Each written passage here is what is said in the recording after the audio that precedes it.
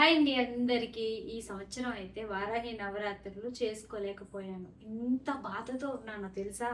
అసలు మాటలు రాలేదు. కానీ నిన్న రాత్రి ఒకళ్ళు కాల్ చేశారు. నా సబ్స్క్రైబర్, నా ఫాలోవర్ అండ్ చాలా అంటే 1 ఇయర్ బ్యాక్ నుంచి నాకు తెలిసిన అమ్మాయి ఒక మాట అన్నది. "అక్క మీరు చేసుకోపోతే ఏంటి? అసలా చేసుకోలేనందుకు బాధపడకండి. ఎట్టి పరిస్థితుల్లో మీ పేరు చెప్పుకొని నేను చేసుకుంటున్నా. ఇంకా చాలా మంది చేసుకుంటున్నారు. మీకొచ్చి కామెంట్స్ చూస్తున్నాను కదంటే, అప్పుడు నాకు అనిపించింది నిజమే కదా! నన్నడిగిన క్వెషన్‌లకి సమాధానాలు నేనిచ్చి ప్రతి ఒక్కళ్ళు చేసుకుంటున్నారు కదా! ఎంతమంది చేసుకుంటున్నారో నాకైతే తెలీదు.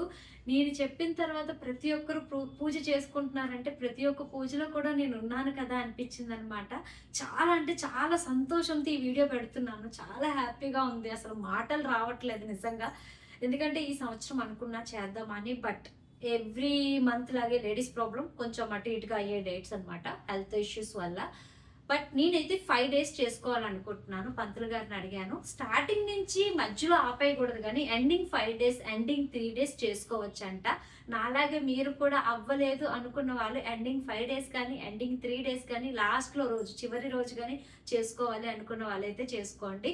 నేనైతే శనివారం నుంచి కంటిన్యూగా 5 డేస్ అయితే చేసుకోవాలనుకుంటున్నాను. చేసుకుంటాను కూడా. అందుకోసమని ఈ రోజు పూజ అయితే అవ్వలేదనమాట.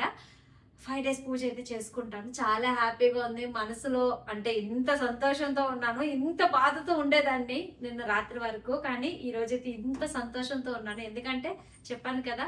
కానీ ఎవరైతే నవరాత్రులు చేసుకుంటున్నారో, ఈ వారాహి గుప్త నవరాత్రులు ఎవరైతే చేసుకుంటున్నారో అందరికీ కూడా పేరు పేరున ఒకటే చెప్పాలనుకుంటున్నాను. ఈ 9 రోజులు కూడా అమ్మవారి ధ్యానంలో ఉండండి. No gossips. మైండ్‌లో ఎటువంటి ఆలోచనలు పెట్టుకోకండి. అమ్మవారి మీద భారం వేసేసి, అమ్మా నువ్వున్నావని చెప్పి ఎటువంటి భయాలు ఏమి పెట్టుకోకుండా పూజలైతే పూర్తి చేసుకోండి.